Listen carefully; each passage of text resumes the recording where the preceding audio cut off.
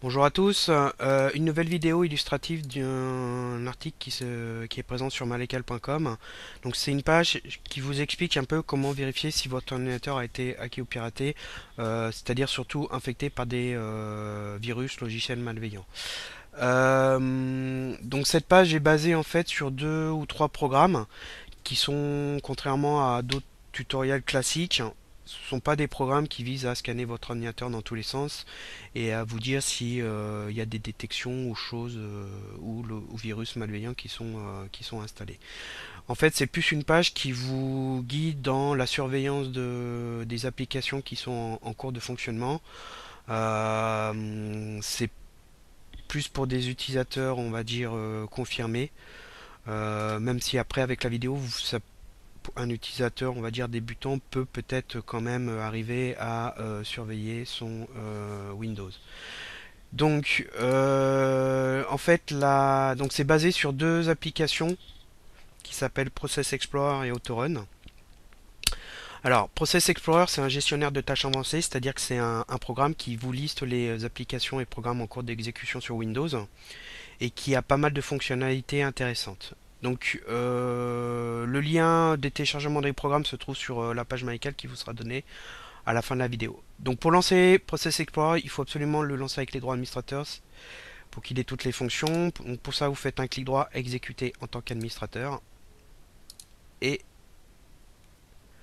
le programme va s'ouvrir. Donc là, vous avez en liste tous les programmes lancés. Bon, avec l'habitude, vous voir, enfin, vous allez prendre l'habitude des programmes qui sont en cours d'exécution et faire la distinction entre ceux de Windows, les vôtres, et éventuellement ceux anormaux, les nouveaux qui apparaissent et qui peuvent potentiellement être malicieux. Donc par défaut, vous avez ici la liste des processus avec leur nom. Ici, vous avez l'utilisation CPU, donc ça permet de savoir quand un processus a tendance à utiliser la CPU de manière anormale. Une description, donc vous avez les processus Windows, donc en général ils ont comme nom de compagnie Microsoft Corporation. Et vous aurez en général plus bas vos programmes qui se lancent au démarrage de Windows, vos programmes installés à vous. Normalement la partie qui est là, elle est assez commune à tous les systèmes puisque c'est les processus Windows plus des applications système qui ont tendance à lancer des services Windows. Donc là, par défaut, vous avez donc ces colonnes-là. On peut en ajouter. Donc vous faites select colonne et vous avez différents. Vous pouvez ajouter différentes colonnes qui peuvent apporter des informations importantes. Alors la première, c'est dans Process Image. Vous avez ici Virus Total. Ça permet de soumettre tous les programmes en cours d'exécution à une analyse virus total qui est en fait une agrégation d'une analyse de 30 antivirus. Donc ça permet d'avoir une idée sur si le processus est malveillant ou pas. Ensuite, vous avez un onglet Process Network et vous avez ici SendByte. Ça permet de savoir si le processus envoie des données sur le réseau puisqu'un trojan a tendance à contacter un serveur distant, ça vous permet de savoir d'emblée les processus qui échangent des données avec des serveurs sur Internet. Donc vous cochez les deux, vous faites OK. Donc là, il vous dit pour virus total, enfin il vous donne une info. Vous faites OK. Il faut aussi aller pour virus total dans Options et ici check virus total.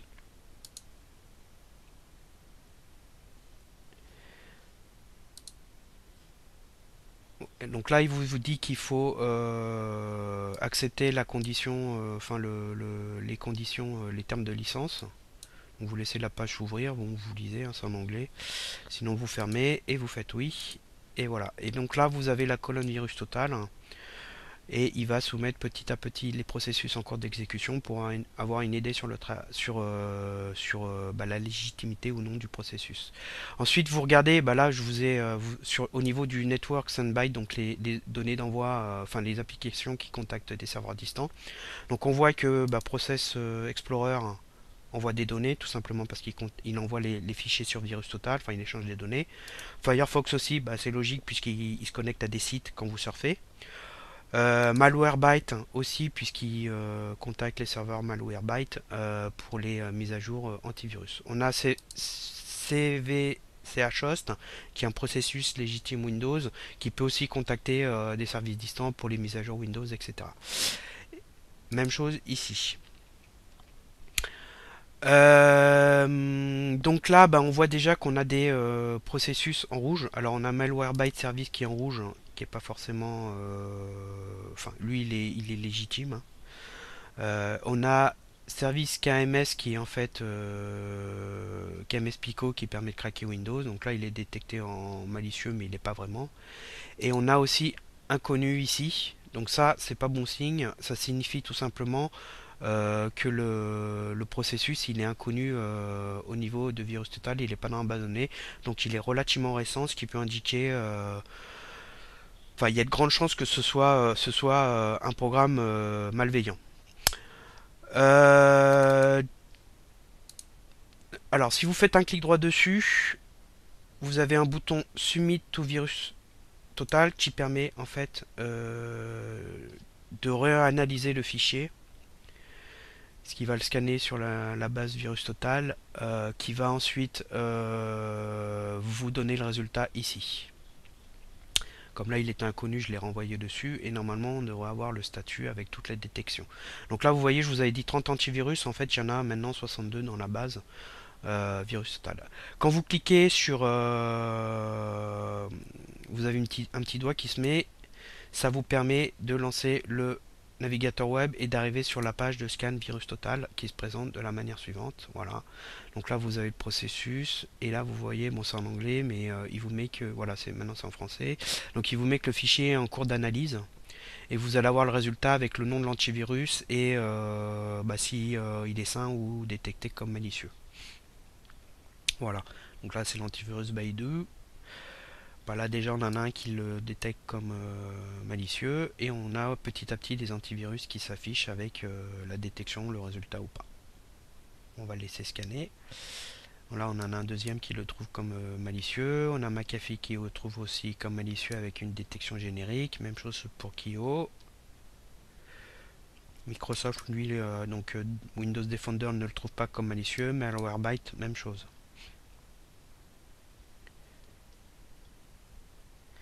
Et on a aussi VBA qui le trouve en Dark Comet. Donc là, on commence à en avoir. On en a 9 sur 56. Donc le processus est malicieux. De toute façon, moi, il l'était parce que je l'ai installé justement à titre illustratif pour la vidéo. Il provient d'un crack qui est sur YouTube. On a aussi Kaspersky qui a une détection générique dessus. On arrive quand même à 11 sur 61. Du coup, on voit quand même que Malwarebytes ne le trouve pas comme malicieux. Sachant que je l'ai installé sur la VM pour faire un scan, donc normalement il ne devrait pas le détecter. Alors après, le deuxième programme c'est Autorun. Alors Autorun c'est quoi? C'est un programme qui permet de lister tous les points d'entrée de chargement d'applications sur Windows. Ça permet en fait, un Trojan en fait quand il s'installe sur l'ordinateur, il a besoin de se charger au démarrage de Windows. Donc pour ça, il s'inscrit dans divers points de chargement système. Et Autorun lui se charge de les lister. Ça vous permet de désactiver des programmes au démarrage et de analyser aussi un peu comme Process Explorer tous ces points de démarrage pour éventuellement y déceler des trojans. Donc pareil là on le lance avec un clic droit. Donc on accepte. Donc le programme se lance, vous avez tous les points de chargement qui s'affichent. Donc là on a tous les pilotes système avec le nom. Donc vous avez Adaptec, Browser, etc. On a les applications ici, donc par exemple on a 7zip pour le clic droit 7zip, on a Google Chrome ici avec l'installeur, on a Malwarebytes parce qu'il se lance au démarrage puisque l'icône se met en bas à droite, et on a aussi des tâches planifiées, donc c'est Task Scheduler, et on voit qu'on a aussi celui du Trojan là qui était à 9, et on a aussi KMS Pico. Donc vous avez aussi une colonne virus total qui peut se mettre. Et pareil, vous avez scan option ici. Je vous conseille de cocher vérifier code signature et check virus total. Et de cocher aussi Stumit. Et vous faites un rescan, donc vous relancez un scan. Donc là pareil, il faut accepter les conditions d'utilisation. Donc ça c'est juste la première fois, hein. Après l'application, automatiquement vous aurez la colonne qui va se remplir. Et là il va tout réanalyser. Donc là normalement on devrait arriver à 9 sur celui-là puisque c'est en fait c'est le processus qui est là. On voit, c'est le même nom, le même exé. On a le KMS Pico qui est à 35. Ah bah là il est passé à 11. Voilà.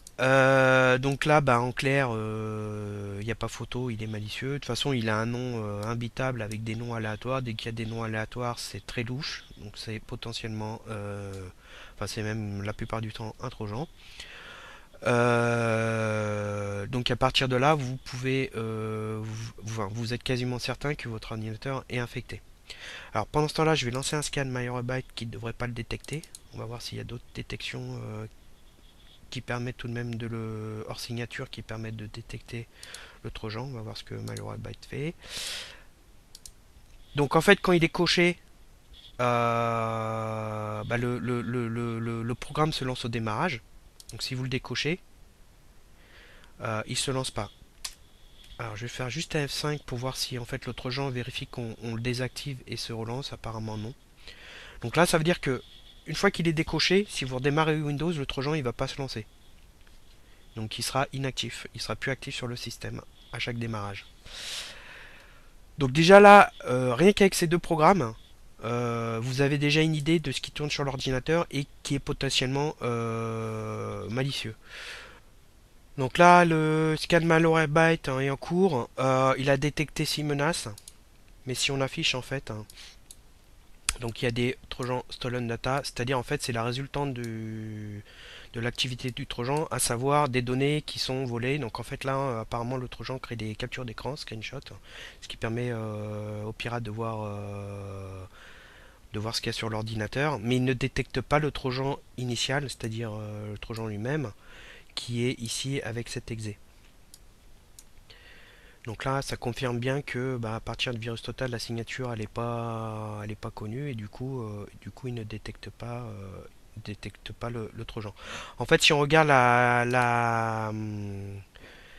si on regarde les détections virus total, comme Microsoft ne le détecte pas, ça veut dire que si vous avez Windows Defender, il ne le détectera pas. Comme Malwarebytes ne le détecte pas, bah, il va pas non plus vous le trouver le désinfecter. En fait, il aurait fallu que vous scanniez sur avec un des antivirus, donc par exemple Kaspersky ou Norton, présent ici, pour le détecter et le supprimer. Ça prouve bien que quand vous avez une infection récente, bah, si vous n'utilisez pas le bon antivirus entre guillemets, vous pouvez scanner avec 50 programmes.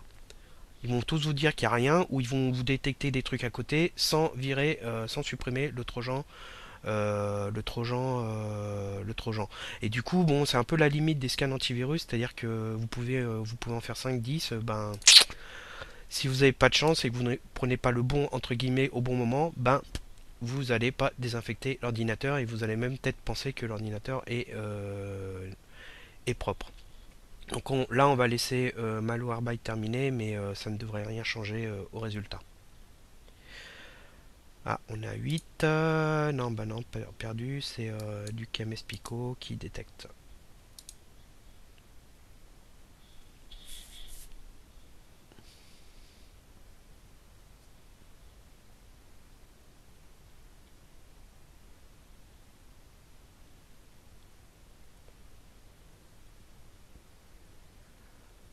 On va laisser tourner. Donc du coup, ces deux programmes sont assez intéressants parce qu'ils permettent d'analyser les programmes en cours d'exécution. Bon, ça a quand même certaines limites pour des trojans très sophistiqués, avancés, notamment qui utilisent des fichiers DLL.